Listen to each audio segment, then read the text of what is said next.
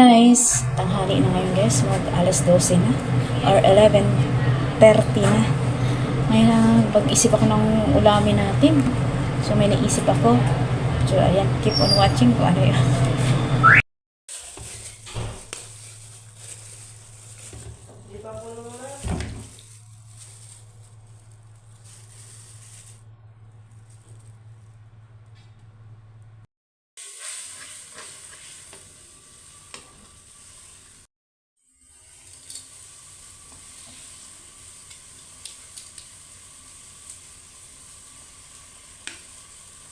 Ayan na ang ating ulam for today, mga ka-reels.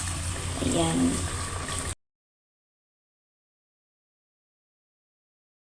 Ulam natin for today's lunch, mga ka-reels. Kakain na ba ang lahat? Let's eat, let's eat.